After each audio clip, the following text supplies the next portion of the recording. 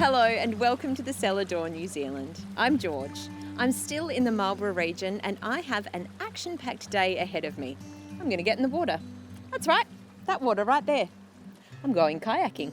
Let's go.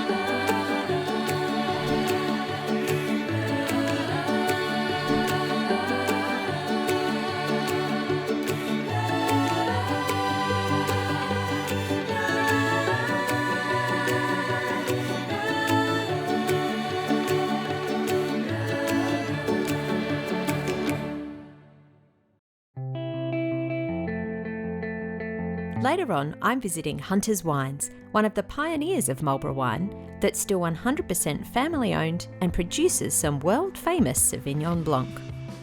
But it's not just wine Marlborough has to offer. There are plenty of scenic outdoor activities nearby too. I'm heading north into the Richmond Ranges to the Pelorus River, which flows into the beautiful Marlborough Sounds. It's long been a favourite spot for summer swims, but there's still plenty to do in winter.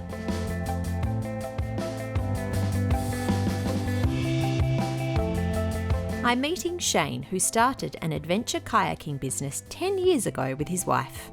So right now we're at the Pelorus Scenic Reserve, and this was one of the last pieces of native bush designated by the council to be left uncut because the millers were frantically cutting all the trees down and they wanted to cut this down as well.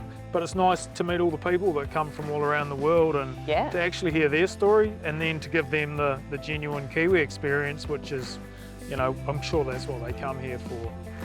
Yeah, so we usually have a chat about the history and stuff on the way to the river, speak about the Maori that are part of the river, Ngāti Kuia, and also just about how the town was founded and how the farmlands were cleared and the gold rush and everything that happened in this area. How am I going to go, do you think, out there? Yeah, I think you'll be fine today. So these are really stable, Right. being that they're inflatable and they're quite flat bottomed. They're very manoeuvrable on the rivers and they are one of the key parts of the business because when most people think kayaking, they think that they need to be able to do an Eskimo roll if they tip upside down. But these here, they don't tip up and nobody ever falls out. That sounds good to me. Yeah. Shall we, what do you say, hit the water? Shall we hit the water? Shall we hit the water? Yeah, Let's hit the water. Go and do it. I've been given a no fall-in guarantee, but I still think I'll be riding with Shane on this one.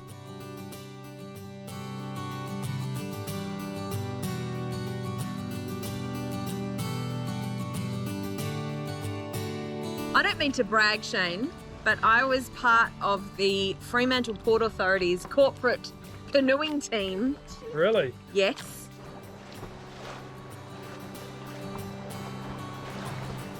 Oh, this is extremely pleasant. Where's the cheese board and the wine? I know.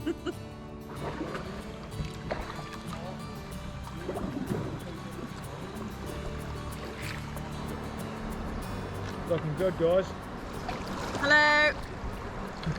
Oh, I should probably paddle, I guess.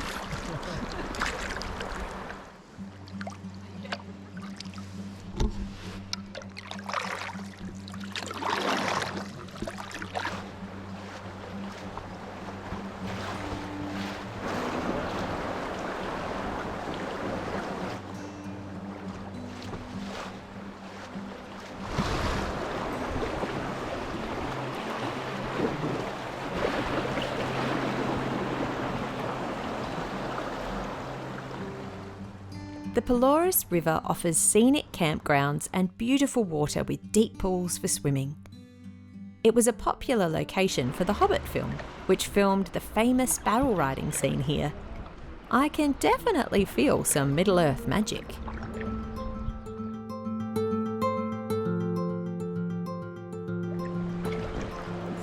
beautiful. The Pelorus River was originally known as Tihuri by local Maori, which means the long paddle, after the Ngāti Kuia first settled in the Pelorus area in the 1300s, eventually reaching and populating the Marlborough Sounds. European explorations of Abel Tasman and James Cook missed the well-concealed region until Lieutenant Chetwode of the HMS Pelorus named the river after his ship in 1838.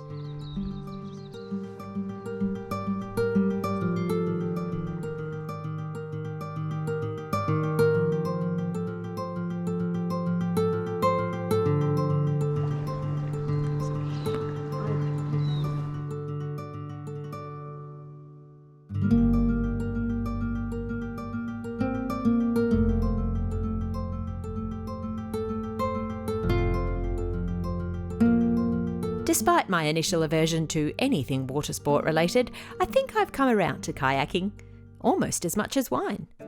Almost being the key word there, so it's off to wine country again. I'm visiting Hunter's Wines, located along the famous Rapura Road just north of Blenheim. Established in the 1970s, it's now a name synonymous with New Zealand wine, especially when it comes to the region's most popular variety, Sauvignon Blanc. First up, I'm chatting to Jane, the owner, viticulturalist and managing director of Hunter's Wines since 1987. Not too shabby. So, Jane, tell me, how does a girl from Adelaide, from South Australia, become the First Lady of New Zealand wine? Accidentally.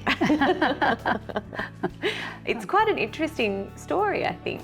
You and your husband were at the forefront of Marlborough wine. That's right, yes, but accidental on both sides, Right, really, right. because Ernie, my late husband, was Irish from Belfast and obviously had no background in wine or vineyards, and I grew up on a vineyard in South Australia in the Riverland, but although I did an ag science degree, I said that I was never going to be involved in viticulture. So, and Ernie, when he came out here, was involved in all sorts of things, liquor trade in Christchurch, running some hotels, managing bars and hotels and things. Came up here and, you know, kind of fell into planting a vineyard, really, and then Were you on the scene at that No, I point? wasn't, no. And so I started work with Montana Wines, who were the biggest winemakers in New Zealand at the time, as the national viticulturalist, but based in Marlborough. And Ernie had a New Year's Eve party here, must have been 1980 or 1979, 80, and someone brought along some couple of German hitchhikers. And as you do, I guess, on New Year's Eve, you know, when you've had a few drinks and enjoying yourself, he said to them, if you want to come back, I'll build a winery. So they came back and he built a winery. So there we are. A man of his word. A man of his word. There's plenty more to cover with Jane, but before that, I think I need to sample a glass or two of the wine. So I'm meeting Chief Winemaker James, Jane's nephew. There's a big team that is required to make wine. It's not just one person, but yeah, I look after the growing of our grapes and the making of the wine. Were you always going to be a winemaker, do you think? Absolutely. Yeah. From when I was 4 years old, I was convinced that I was going to be a winemaker. Oh, wow. I think it was because of the travel. I saw my Aunt Jane and my father going away to London, and I thought that was very exotic. Growing up in a small town in regional New Zealand, you look for ways to sort of get on a plane and get out, and that was the ticket for me. Yeah, great. And you've done a lot of that. Yep, absolutely. I lived in Bordeaux in France for 3 years and learnt a heap of things that I've brought back. So your sparkling is made in the method traditional? That's right. So in what would be called the champagne style. So it's Chardonnay, Pinot Noir and Pinot Meunier, which are the three classic varietals from Champagne, conditioned in the bottle, aged for 18 months before it's disgorged. So Great. it's a really neat wine. Shall we taste it? Of course, that's what we're here for. It's warm. Delicious. Okay, can I pour you a glass? Please do. So the style of this sparkling gives bready characteristics and that lovely kind of biscuity. Yeah, that's right. Toastiness, a bit of nuttiness, and hopefully it should be really drinkable. Smelling great. Cheers. Cheers. It smells great. Yeah, you get there's a bready character, there's hazelnuts, and a bit of toast, and then on the Still palate, got that zest. yeah, zippy wine. Marlborough is a cool climate wine region, so generally that means that our wines have really good acidity, and so that is perfect for making sparkling wine. So this is quite an awarded, I mean, all of your wines are quite awarded. But Yeah, this wine does really well. We have a really good reputation for making sparkling wine. We make a few of them, but this wine in particular is our most popular sparkling wine. delicious.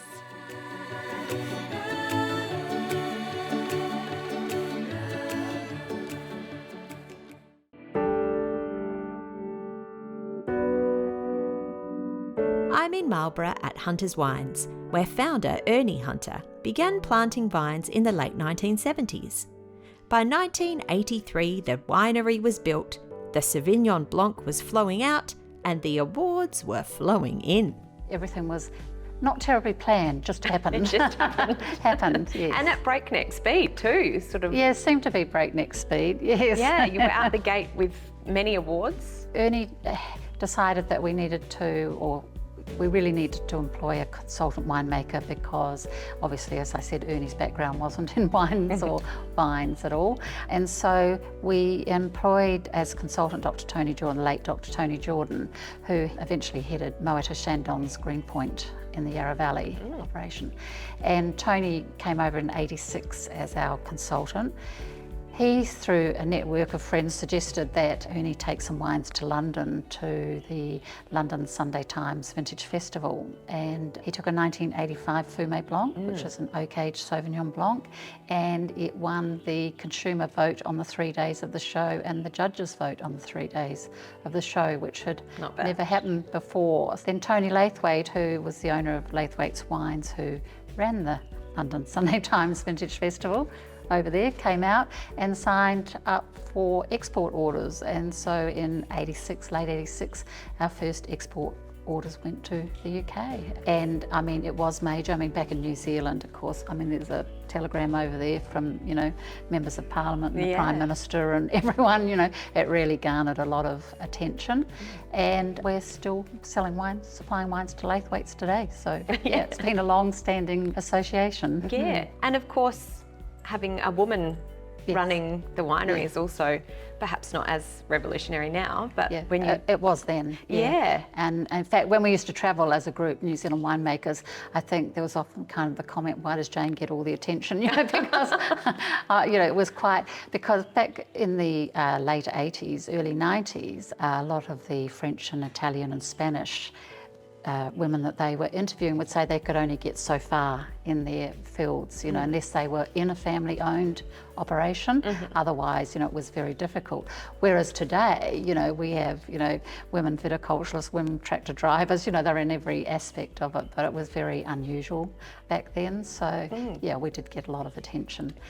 And I also think, you know, growing up on a vineyard, we have a much more, in a way, realistic view of what being in the wine business is.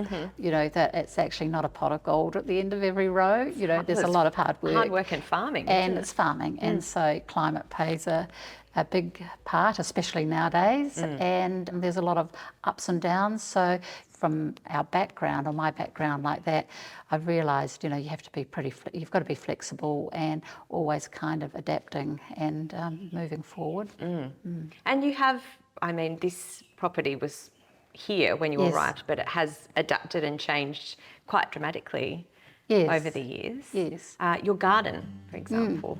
Talk me through. I mean, the garden I'm very proud of, because when we set up the Cellar Door, we had a cottage garden for Africa. It was all down Rapara Road, you know, roses and lavenders and things. And very thirsty. Very thirsty in a dry area, and with howling norwesterly winds that just, you know, took a lot of water out of the plants. So I suddenly, in a fit of I can't take this anymore, employed a landscape gardener, Di Lucas from Christchurch, and she came up and she was a specialist in planting native plants. So this was 2002.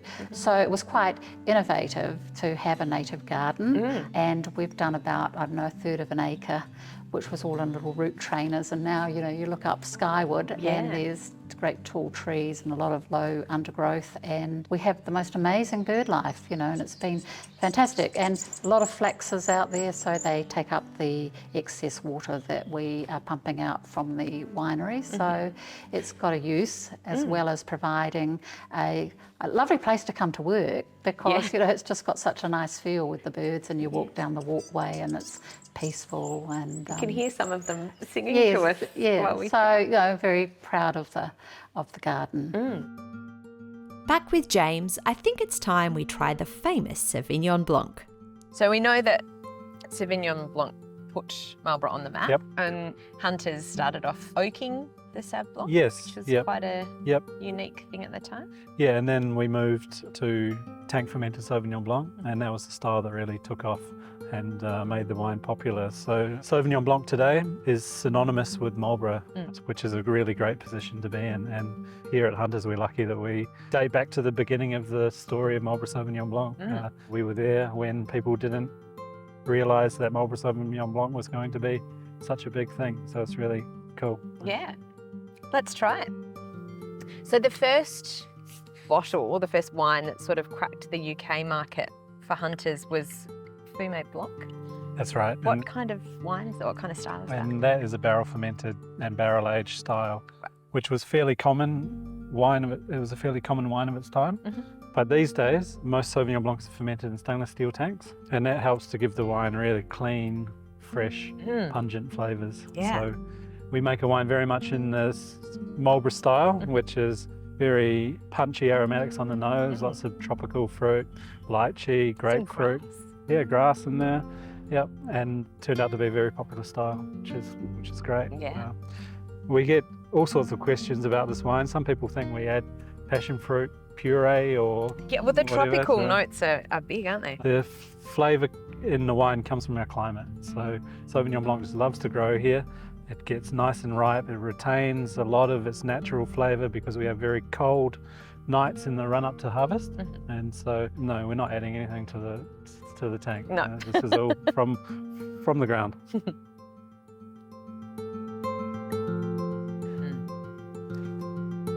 Yum. So this wine is still putting you guys on the map. Absolutely, it's still opening doors. It's very popular in the USA at the moment. Yeah. So we are doing a lot of business there. And it's a relatively untapped market. Yep. Isn't it? And people are discovering that this wine style suits the climate, particularly down in the southern states, which has traditionally been an area where wine hasn't been sold.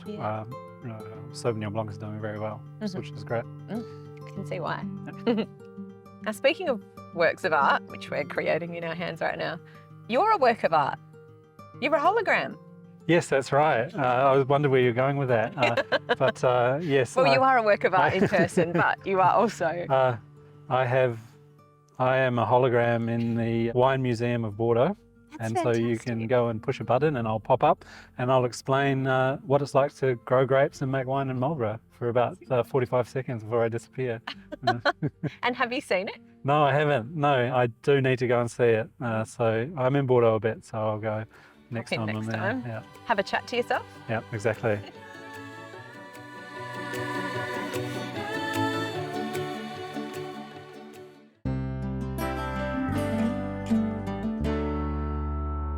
I'm in Marlborough, New Zealand's largest wine region, at Hunter's Wines, which is still owned by the original family. So I'm meeting a couple of the other members in the barrel hall. Mac, Edward. Yeah. Hello. Hi. So you are obviously family. On Jane's side of things? So I'm married to Jane's sister, Libby. Yes. And that's your mum? Yes, that's right. And Right. so James and Edward are our children. And so we moved here in 91. So you've been here for a while? A little while, yeah. Yeah. When Ernie died in 87, Jane took over, and then the business grew, and in 89 said she needed some help. I was involved in a winery in the Riverland of South Australia. Okay, so you're from a wine background as well? Teaching background and then wine. Okay. Winery. Came over in end of 89, 90 in the school holidays and had a look and then came back and started in 91. So We arrived in Australia Day, 91 here. It's appropriate. Yeah, it was.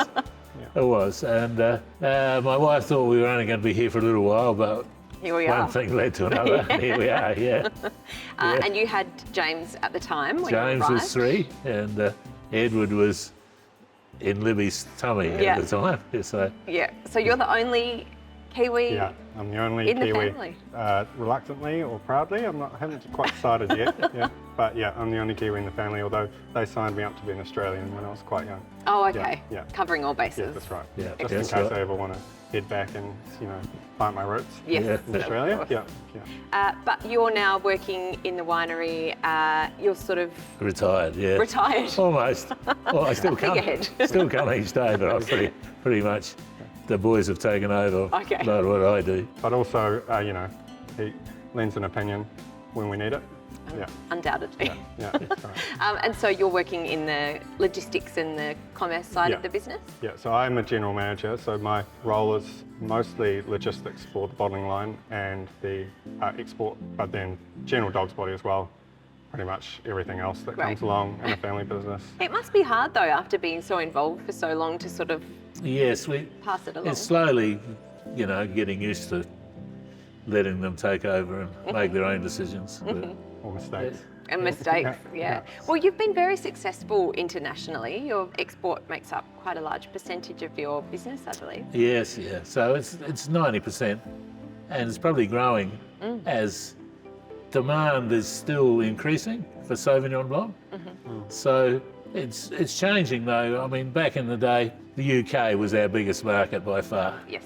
And now we dabbled in Asia for a while, but that didn't come because China was going to be the next big thing for all of us. And so the USA now is the thing has exploded for us as in demand as people across America are discovering New Zealand Sauvignon Blanc. I mean, you go to places in the middle of America, and there's people that haven't tasted wine in their lives. It's there's you go to the bottle shops and stuff, and it's full of spirits and beer, and in the old days, in the 90s, a tiny bit of wine and virtually no New Zealand wine. But of course, that's all changing as over the decades, and for us, USA is by far the biggest market now. Do you have any words of wisdom for Ed that you can impart right here on the spot? Just don't let it get you down. That's pretty solid advice all around, I think. Yeah. Well, thank you so much for that wisdom and more wisdom, and all the best for the future. Oh, thanks very much. Thanks, Okay. guys. Outside, it's time to finish with another Marlborough staple enjoying worldwide popularity, Pinot Noir. Pinot Noir in general is becoming popular all throughout the world, a more medium-bodied red wine over a full-bodied, heavier red. So we've got a red wine that people want to buy as well, which is great. Yeah. Taking over from the Barossa Shiraz across the world. Yeah, I mean, every wine has its place, but Pinot Noir tends to be a little lower in alcohol and a little easier for some people to enjoy, which is becoming more and more important. So yeah, we're well placed as an alternative to those bigger wine styles. And I guess especially in the international market. Yeah, absolutely. Pinot Noir in Europe in particular is very popular, and the US. So we're making a wine here that people will want to buy, which is always a good thing. And want to taste. Cheers. Cheers. It's quite a light flavour on the palate. Yeah, it's red fruited, we would say. So lots of raspberry, red cherry, a bit of spice in the wine, has very pretty aromas. It can be quite thin, but we managed to coax quite a bit of flavour out of the wine. So we're happy. Yeah. It's very drinkable. That's what we like, drinkable wines. Indeed. James, thank you so much. Thank you. Cheers. Cheers.